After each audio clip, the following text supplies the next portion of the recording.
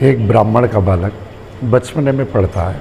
उसके अंदर लगभग 2.5 वर्ष करीब विश्व प्रसिद्ध संस्था महर्षि वेद विज्ञान विद्यापीठ की एक डिग्री का भरोसा है। उसको प्रवेशिका से आचार्य तक अध्ययन किया हुआ संपूर्णानंद संस्कृत विश्वविद्यालय की डिग्री पर भरोसा है। उसके अलावा भी वो ज्योतिष का ज्ञान लेता है। उसके अलावा बहुत बार मंत्र संगीता इत्यादि का उसने अध्ययन किया है।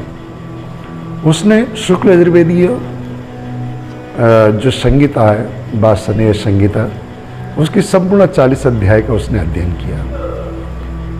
इस विश्वास के साथ कि उसका कर्मकांडीय जीवन बहुत अच्छा होने वाला है, इस विश्वास के साथ कि उसको कर्मकांड में बहुत सारे अवसर प्राप्त होने वाले हैं, इस विश्वास के साथ कि उसका जीवन आगे जाके बहुत सुंदर होने वाला है और धीरे धीरे करके वह जीवन की यात्रा प्रारंभ करता है दोस्तों, और अपने जीवन में प्रसन्न है। कोई आपत्ति नहीं, कोई चिंता नहीं, कोई टेंशन नहीं, और उत्सुकता से एक स्थान पर, एक मंदिर पर वह स्थिर हो जाता है और जीवन की उसका पहला चरण प्रारंभ होता है। कर्मकांडीय क्षेत्र में लगने के लिए वह एक सज्जन के बुलावे पर सत्यनारायण की कथा करने के लिए एक स्थान पर जाता है। जो सत्यनारायण कथा कराने वाले यजमान जी थे, बड़े उत्सुकतावश उस युवा नौजवान ब्राह्मण को देखकर प्रसन्नता से फूले न समाते और तैयारी करके वो कथा की प्रारंभता की ओर बढ़ते हैं। उस विप्र को भी पता है कि आज मैं जीवन में सीखी हुई सभी विद्याओं का प्रयोग इस सत्यनारायण की कथा में करने वाला हूँ। पूरे 16 विधान सहित बिना शॉर्टकट किए पूजन कराते हैं और सामान्यतः आज के परिवेश में 2-2.25 घंटे लगने वाली कथा में पूरे 3 या 4 घंटे लगाकर उस कथा को पूर्ण करते हैं। बात आगे बढ़ती है, अंतिम समय आता है। अंतिम में तो दक्षिणा का नंबर आता है ना। संकल्प कराते हैं कि हाँ जी अब दक्षिणा रखिए। दक्षिणा रखते हैं तो 2.25 रुपये। कितना? 2.25 रुपये। आज की घटना नहीं है, लगभग 20 से 25 साल पहले की घटना है। वो 2.25 रुपये को लेकर 2.25 करोड़ बातें करीब सोचता है वह ब्राह्मण बालक। अच्छा, मैंने इसी कार्य के लिए यह संस्कृत अध्ययन किया था और आज से 20-25 साल पहले भी सत्यनारायण कथा करने के लिए जहाँ ब्राह्मण देव 51 रुपये लेते थे, 100 रुपये लेते थे, उसे मिलते 2.25 रुपये। आखिर क्यों यार? बात यह पैसे की, दक्षिणा की नहीं, बात यह कंपैरिजन की, सम्मान कंपैरिजन की। किसी को इतना सम्मान जो कि सामान्यतः अध्ययन से ही उन्होंने कर्मकांड सीखा था, और किसी को ऐसा सम्मान जिसने कि लगभग जीवन के 12 वर्ष से अधिक समय कर्मकांड, ज्योतिष इत्यादि को सीखने में लगा दिया हो। वह समझ नहीं पाता, धीरे धीरे टूटता है। टूटते टूटते उसका जो 16 वर्ष लगभग किया हुआ अध्ययन जीरो की ओर जाने लगता है। सोचते सोचते इधर उधर भटकता है, क्षेत्रस्थ लोगों के साथ खेलता है, लोगों के सामने निरादर की ओर जाता है। लोग कहते हैं कि यार ये कैसा ब्राह्मण है, कैसे पंडित है कि बच्चों के साथ खेलता है, और परंतु वो 2.25 रुपये उसे कलुषित कर रहे हैं कहीं ना कहीं पर। अब इसका मुख्य कारण क्या है? क्यों कलुषित हो रहा है वह? क्यों वह चिंता में घिरे जा रहा है? क्यों उसको कर्मकांड से घृणा हो रही है? क्यों स्वयं को सम्मान के लायक नहीं समझ पा रहा वह? ऐसे कई सारे प्रश्न आते हैं। आज का मेरा प्रसंग भी कुछ ऐसा ही है, और आपको एक बात और बताऊंगा बाद में राज की। मुझे जो लगता है कि वह ब्राह्मण बालक यजमान को यह नहीं बता पाया कि गणपति पूजन का मतलब केवल गणेश जी, सुपारी से बने हुए गणेश जी पे छींटे लगाना नहीं, अपितु गणेश जी में चुटकी भर रोली चढ़ाकर हम लोग अपने पृथ्वी, जल, तेज, वायु, आकाश, शरीर में जो गंध तत्व है यानी कि जो मिट्टी का तत्व है उसको ही शुद्ध करने की प्रार्थना कर रहे हैं। गणेश जी में अक्षत चढ़ाकर वह बालक यह नहीं बता पाया कि एक बार भी आप दिन में अक्षत भगवान के सामने चढ़ाते हैं तो कम से कम उस दिन तो आपका जीवन क्षत यानी कि एक्सीडेंटल नहीं होने वाला है। गणेश जी को पुष्प चढ़ाकर वह बालक यह नहीं बता पाया होगा कि यह पुष्प चढ़ाने से भगवान तो स्वयं सुभाषित है, वचनम मधुरम चरितम मधुरम। भगवान को हमारे पुष्प, फल, दक्षिणा इत्यादि की आवश्यकता नहीं, अपितु हम पुष्प चढ़ाकर स्वयं का जो जीवन है उसको सुभाषित करते हैं। ऐसी बातें ना तो वह बता पाया, नहीं इतने वर्ष और बड़े बड़े विद्वानों से कथा कराने के बाद वो यजमान भी समझ पाए। दोस्तों, बात इतने में ही नहीं आती, आगे बढ़ते हैं तो जो मंत्रोच्चारण किए मंत्रार्थ भी नहीं बता पाए और न ही वो मंत्रार्थ यजमान समझ पाए। ओमकार का पूजन करा रहे हैं तो यहाँ पर केवल ये आटे से बनी हुई या रोली से बनी हुई ओम के चिन्ह का पूजन नहीं हो रहा है यहाँ पे, परंतु हम ओम के स्वरूप में ब्रह्मा, विष्णु, महेश तीनों देवताओं का हम पूजन कर रहे हैं और ओम की जो बिंदु है उसमें परब्रह्म का पूजन कर रहे हैं, या generator off universe, operator of universe, destroyer of universe, इनका पूजन कर रहे हैं। अर्थात साइंटिफिक लैंग्वेज में आते हैं इलेक्ट्रॉन, न्यूट्रॉन, प्रोटॉन को एक्टिव कर रहे हैं हम अपने अंदर। इसके कारण ही हम लोगों का जीवन होता है। ऐसे कई कारण है दोस्तों जिसकी वजह से यजमान और उन विप्रदेव की आपस पे तालमेल नहीं बैठ पाई। कई बार ऐसा होता है कि आपके बच्चे आपसे पूछते हैं कि पापा जी, ये पंडित जी सुपारी में ये कह के रोली के छींटे लगवा रहे हैं, इसका रीजन क्या है? ना हमने कभी पूछा, ना हमने कभी जानने की कोशिश की। लोकाचार समझ के हमने अपने ऊपर थोप लिया पूर्वजों की देन। इसके पीछे कितना साइंटिफिक रीजन है। और किसी बच्चे ने ज्यादा पूछ लिया तो हम क्या कहेंगे? तू बहुत बड़ा नास्तिक है, भगवान को ऐसा कहता है। क्यों ऐसा क्यों कहते हैं आप पता है? आप इसलिए कहते हो क्योंकि आपको भी पता नहीं वास्तव में कि हम भगवान को क्यों रोली के छींटे लगा रहे हैं। अरे आपको एक बात बता रहा हूं, नास्तिक भगवान की सृष्टि में कोई नहीं है, कोई नहीं है। इसमें एक छोटी सी बात बता रहा हूं। 4 चोर थे, उन्होंने चोरी कर ली। चोरी भी ऐसी करी दोस्तों कि बहुत सारा माल मिला। रात्रि का समय था, एक पेड़ के नीचे आए, एक चोर ने उसमें अपने मोबाइल की लाइट जलाई और बोले भाई बहुत सारा धन मिला, पर सत्यता से, ईमानदारी से बराबर बांटना चारों लोग। एक चोर ने कही। काम किस चीज का कर रहे हैं? चोरी का, असत्य का, पाप कर्म। और कह क्या रहे हैं? सत्यता से, ईमानदारी से बांटना। श्रीमद् भागवत के अनुसार सत्य का जरा सा भी भान जिसको हृदय पे हो जाए वह नास्तिक विश्व में हो ही नहीं सकता। भागवत का प्रथम श्लोक का मूल सिद्धांत ही सत्यम परम धीमहि है। उसी परम सत्य को परमात्मा कहा है। यदि आप सत्यता को प्यार करते हो, हम दूसरों से झूठ बोलें परंतु हम ये सोचे कि स्वयं हमें सत्यता वाला व्यवहार करे सामने वाला, तो भी आप नास्तिक नहीं हो सकते। दोस्तों, ऐसे ही आपके बच्चे भी नास्तिक नहीं हैं। सज्जनों, बहनों, माताओं, जो भी मेरे वीडियो को देख रहे हैं, कोई भी बच्चे किसी के भी नास्तिक नहीं है, परंतु जो यूथ है, जो नई पीढ़ी है, वो एक साइंस के नज़र में और सत्यता की नज़र में परख कर ही किसी चीज़ को एक्सेप्ट करते हैं। और सत्यता को परखने के लिए या एक पर्याप्त कारण आपके पास नहीं है, इसलिए आप लोगों ने नई पीढ़ी को क्या समझ रखा है कि नास्तिक है।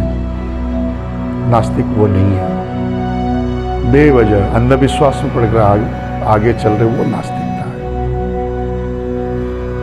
और आपको एक बात बता रहा हूं, बाद में जो ब्राह्मण देव थे, जिनको अध्यात्म जगत से, छोटा बच्चा अध्यात्म जगत से उस ब्राह्मण बटुक का मन उचड़ गया था, धीरे धीरे साइंस की नज़र में, अध्यात्म की नज़र में स्वयं को मांचता गया।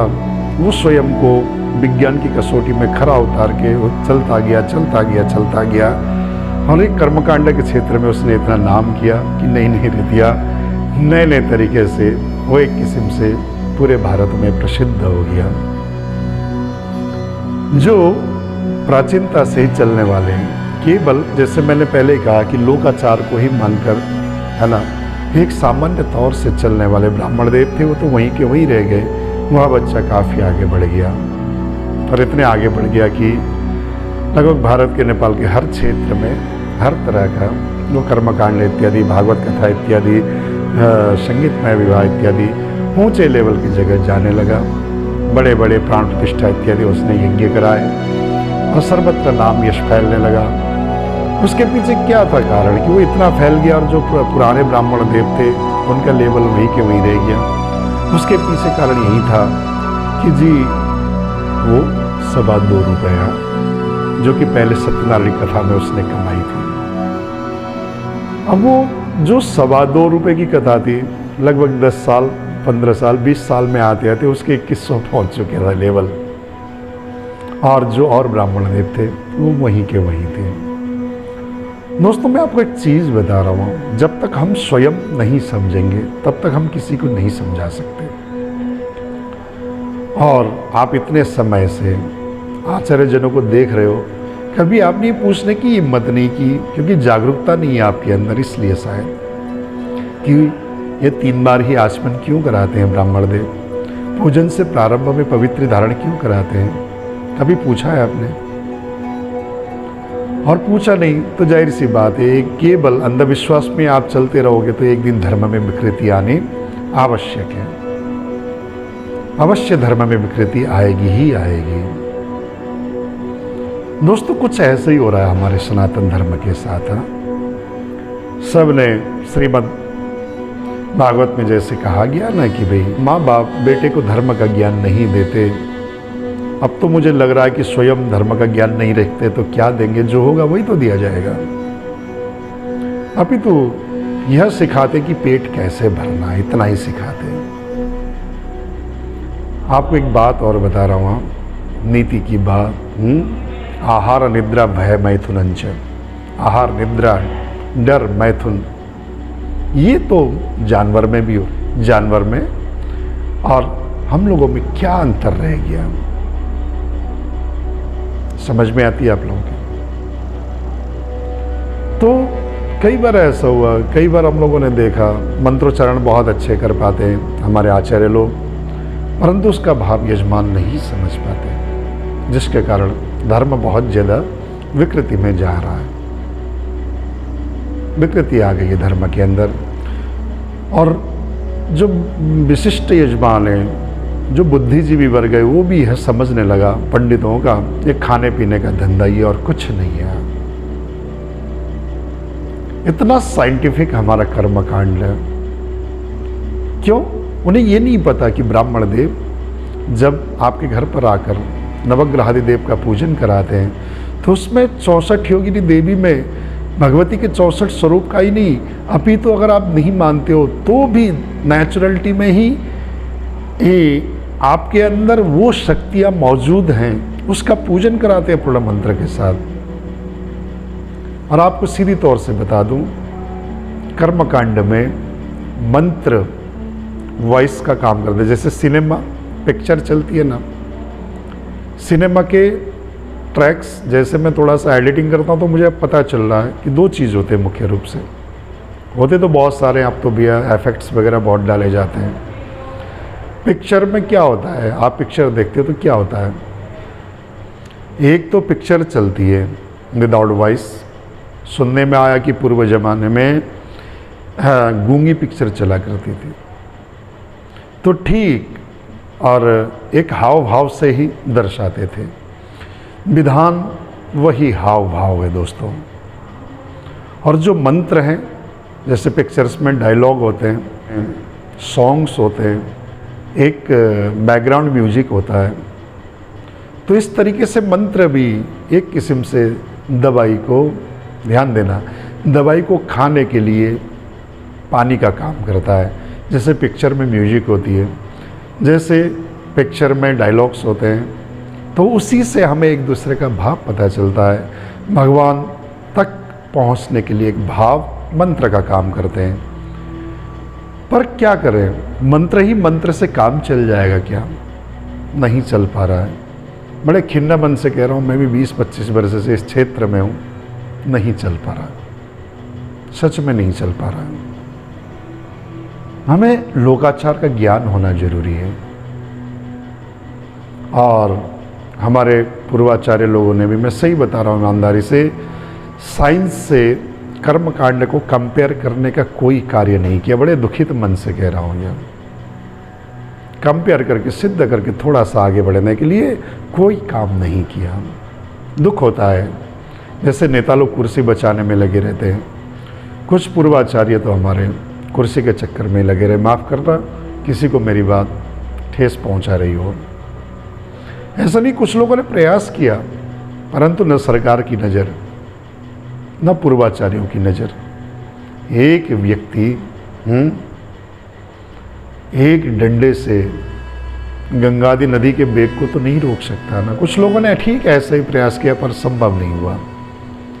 और आपको एक बात बता रहा हूँ, पूर्व की जो कहानी सुनाई थी ना मैंने, 2.25 रुपये वाली, वो मेरी कहानी थी, जीवन की व्यक्तिगत कहानी। और जितनी भी घटित हुई है, आज हम लोग कहीं पर पहुँच रहे हैं किसी तरीके से। कितने भी हम लोगों ने मेहनत किया, परंतु दिया किसने हमें? सनातन धर्म ने। और परंतु दिया तो सही हम लोगों ने भी, धर्म को तो हम कुछ दे ही नहीं सकते, धर्म ने हमें ही सब कुछ दिया है। पर धर्मो रक्षति रक्षिता, ऐसे हमारे ऋषियों ने कहा है कि धर्म की हम रक्षा करेंगे तो धर्म भी हमारी रक्षा करे। दोस्तों, हमने अपने बच्चों को कभी यह बताया ही नहीं कि देखो बेटा, कि ये जो ब्राह्मण देवता 64 योगिनी में माता महाकाली, माँ लक्ष्मी और माता सरस्वती का पूजन करा रहे हैं ना, ये वास्तव में क्रिया शक्ति, द्रव्य शक्ति और बुद्धि शक्ति जो हमारे अंदर ही होती है, उसको एक्टिव कराने का, उसको हमारे अंदर और बढ़ाने का, उसको हमारे अंदर और संचार कराने का एक साइंटिफिक टेक्निक प्रयोग कर रहे हैं पूजा के माध्यम से। आती न समझ में? काली जी क्रिया शक्ति, she is working power. Lakshmi ji द्रव्य शक्ति, money power, wealth power. Saraswati ji बुद्धि शक्ति। तो इस चीज को हमें कब समझाएंगे लोगों को? हाँ, आप भी समझाना चाहेंगे ना? कोशिश कीजिए। आप लोगों को जो हेल्प चाहिए ना, इसको समझाने के लिए, सनातन धर्म को और प्रगाढ़ता से आगे बढ़ाने के लिए, उसके लिए मैं तैयार हूँ हमेशा। और कितने लोग तैयार हैं आप लोगों में से? तैयार है कोई? मुझे नहीं लगता। तैयार है तो जुड़िए मेरे साथ। मेरे साथ जुड़ने के लिए और कुछ नहीं करना है।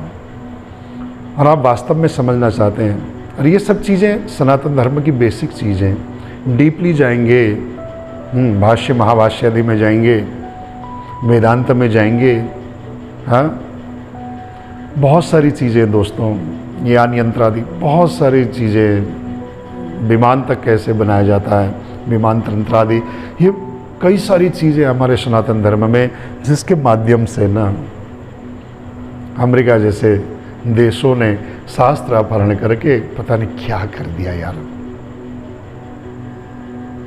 दुख होता है कभी कभी सोच के, हम लोग कब तक है कुछ नहीं पता ना। आप लोग प्लीज़ सब लोग साथ हो जाइए ना, सनातन धर्म को अभी जागरूक करने के लिए हो जाइए। मैं भी प्रयास कर रहा हूँ, युवा पीढ़ी को जगा रहा हूँ और मुझे खुशी है। मैं बार बार बताता हूँ, मेरे साथ जुड़ने वाले 70% अबव यूथ है। ये सनातन धर्म की जितने भी वैदिक परंपराएं हैं, जितने भी लोकाचार हैं दोस्तों, ये सब जीवन जीने का तरीका सिखाती है हमें। प्रातःकाल उठ के क्या करना चाहिए हमें। देखो कई लोग कहते हैं कि यार ये करो ये करो ये करो। आप प्रातःकाल उठ के क्या करते हो? बेड टी पीते हो ना। आपका बच्चा भी बेड टी पिएगा, बीमार पड़ेगा बहुत जल्दी। क्यों? गीता में नियम है, यद्यद आचरति श्रेष्ठस्तत्तद देवेतर रोजना। हमारे ऋषियों ने यही सिखाया कि बेड टी पियो सुबह उठ के? नहीं सिखाया। उन्होंने कहा प्रभात एक दर्शनम, प्रातःकाल उठ के तो हाथ का दर्शन करना चाहिए। इन हाथों से जो भी कर्म कराए प्रभु, सत्कर्म कराए, ये प्रार्थना करना चाहिए। करके देखिए नित्य प्रति की दिनचर्या हमारी क्या है, कौन से देवता की पूजन करनी चाहिए।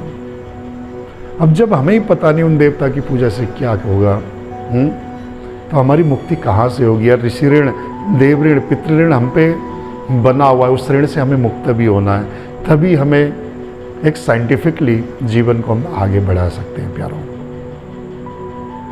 अगर आप चाहते हो ना कि सनातन धर्म को इसी तरीके से धर्म की वास्तविकता को रखते हुए, धर्म के मंत्रों को रखते हुए, धर्म के अन्यत्र भी बहुत सारी चीज़ों को रखते हुए हमें कुछ धर्म के लिए करना है, प्लीज जुड़ जाओ मेरे साथ।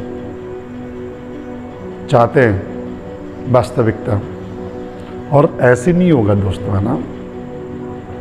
मैंने मेहनत की पिछले, मैं आपको बता रहा हूँ 25 साल करीब हो गए उस घटना को। वो 2.25 रुपये जब से मेरे हाथ में आए तब से एक चिंता सताती जा रही है यार, धर्म की क्या हालत हो गई। सच बता रहा हूँ, पैसों की मुझे लालसा नहीं है, अभी भी नहीं है। गृहस्थी चल जाए ठीक ठाक, इतना मेरे ठाकुर देते हैं, पर एक लालसा है, धर्म अटूट रहना चाहिए। सत्य सनातन धर्म है। हम बोलते हैं कि यार इसका कुछ नहीं बिगाड़ पाया, नहीं नहीं, आप आचरण में नहीं लाओगे तो बहुत कुछ बिगड़ेगा। आती है ना समझ में। अगर आप चाय पीना कुछ टाइम के लिए छोड़ दो तो चाय अच्छी नहीं लगती। ऐसा ही ये धर्म भी है। बेशक अंदरूनी आपका शरीर उस आपके धर्म का पालन कर रहा है, परंतु आपके ज्ञान में ही नहीं है कि आप धर्म का पालन कर रहे हो, नहीं कर रहे हो, तो उसका लाभ क्या।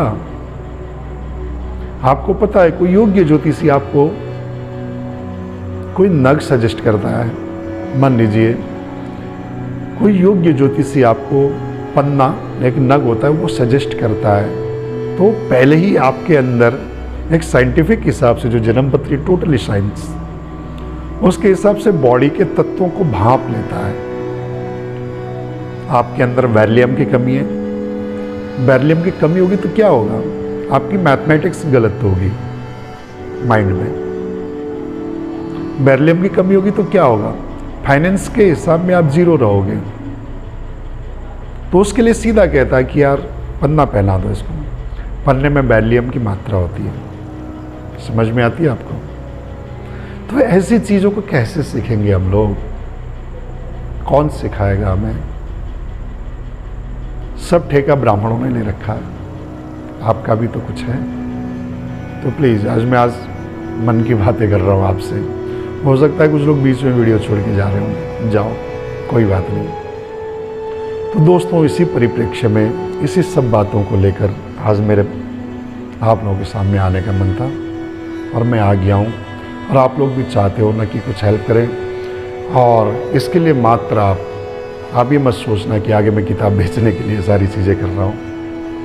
तो हमने इसमें सनातन धर्म के 16 संस्कार को बेसिक रूप से इस पुस्तक में मैंने एक वर्णन किया है दोस्तों, जिसमें हमने सभी चीज़ों का सुबह उठने से लेकर रात्रि सोने तक के नित्य प्रति जो इजीली वर्किंग लाइफ में आप लोग कर सकते हो, उस चीज़ का सार ग्रहण किया है।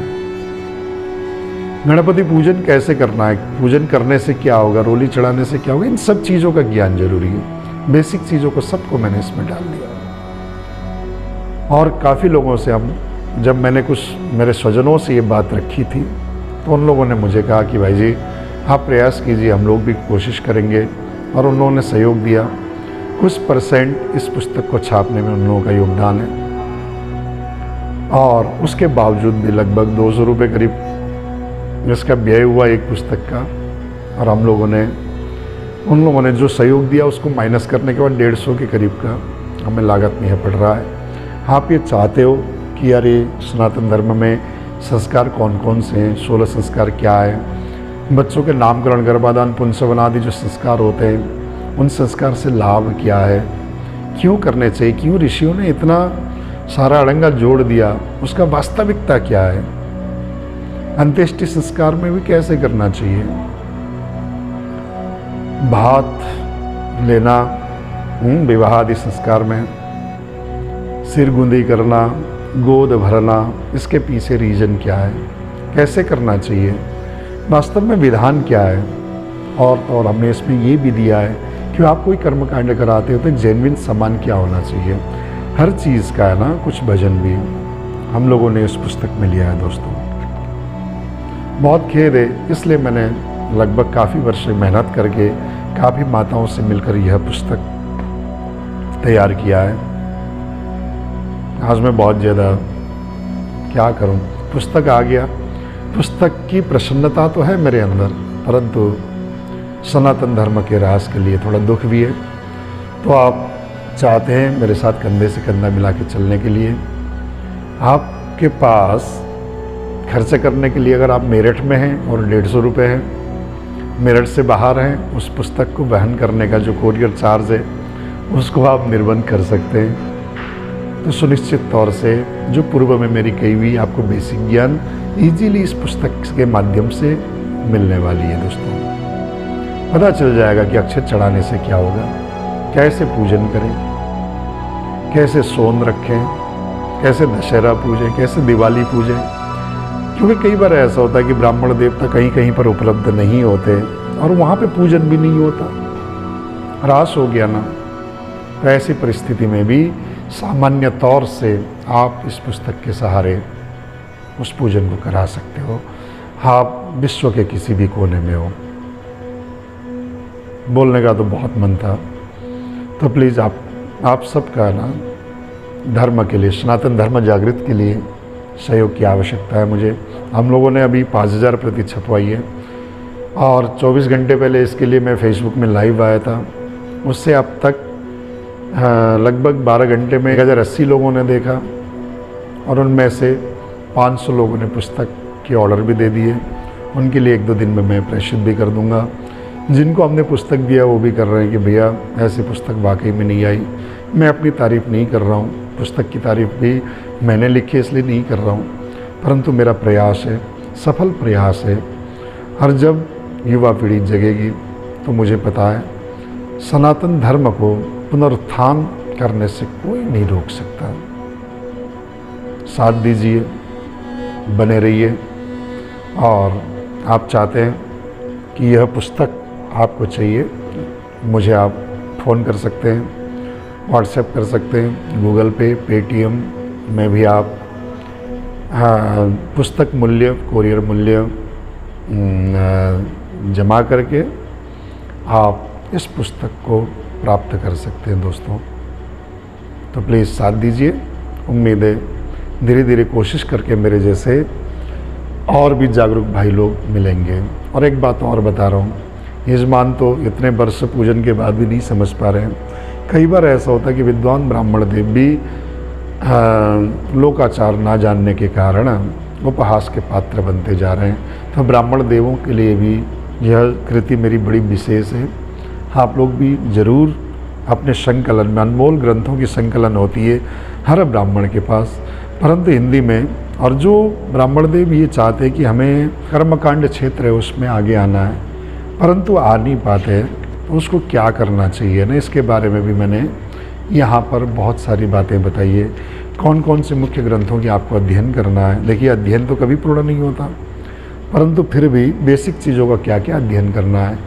विवाह का क्रम क्या है ना, विवाह संस्कार इत्यादि कराते, कोई भी संस्कार कराते, कोई पूजन कराते हैं, बड़ा अनुष्ठान कराते हैं, तो उसका क्रम क्या है, इसके बारे में मैंने इस पुस्तक में सब कुछ विवेचन पूर्वक दिया है। और यदि आप सचमुच इच्छुक हों,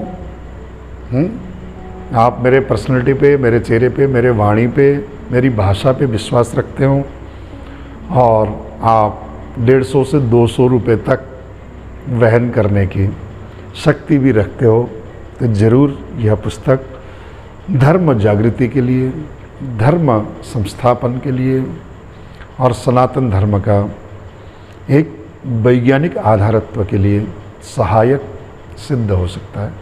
तो उम्मीद है आप लोग मेरा साथ देंगे। अब यही होता है, हम लोग पूरा नियम नहीं करते, अधूरा नियम करते हैं, इसलिए जो अच्छे गुरु भी होते हैं समाज में, परंतु फर्जी गुरु लोग नया संप्रदाय बनाकर भोली भाली जनता से धन ऐंठने में, धन लूटने में लग जाते हैं। अरे आवश्यकता नहीं, माफ़ कीजिएगा, आप सनातन सत्य सनातनीय हिंदू हैं, किसी पीर फकीर मजार को पूजने की आवश्यकता नहीं। मेरे ठाकुर जी, मेरे भोलेनाथ, मेरे ऋषिजन बड़े कृपालु हैं, आपको दर दर भटकने नहीं देंगे। बस आप सनातन धर्म की वास्तविकता को समझकर धर्म की शरण में आ जाइए। और धर्म है भगवान के शरण में, तो जाहिर सी बात है अंतिम में धर्म हमें भगवान की शरण तक ले जाकर ही छोड़ेगा, उससे पहले धर्म आपको नहीं छोड़ेगा बीच मझधार में। तो समझ में आती है तो प्लीज़ सब लोग लगिए, प्लीज़ जुड़िए आप। और आवश्यकता ही नहीं किसी अन्यत्र चीज़ की आपको जुड़ने की, कहीं इधर उधर भटकने की। कितने शक्तिशाली देव हैं हमारे, इन पे भरोसा तो करके देखिए, दिल से भरोसा करके देखिए। ज़रूरत नहीं है और किसी के चक्कर में, यंत्र तंत्र आदि के चक्कर में पड़ने की। इतने अच्छे वैदिक अनुष्ठान आदि बताएं, क्यों भटक रहे हो? पूरा मेहनत करके ब्राह्मण की आवश्यकता को समझकर उन अनुष्ठान इत्यादि का आश्रय तो लीजिए। श्योरिटी लेता हूँ, योग्यता के साथ किया हुआ हर अनुष्ठान कारगर होता है। मृत संजीवनी, महामृत्युंजय, बगलामुखी, कितने अनुष्ठान ऐसे हैं भगवान ने कृपा करने की सोची है। बड़ा बोलना नहीं चाहिए। तो मुर्दों को भी प्राण दिलाने वाले अनुष्ठान है, आश्रय लेके तो देखिए। क्या बताऊं, और हाँ, आप सब लोग समझदार हैं, उम्मीद है आप समझ गए होंगे।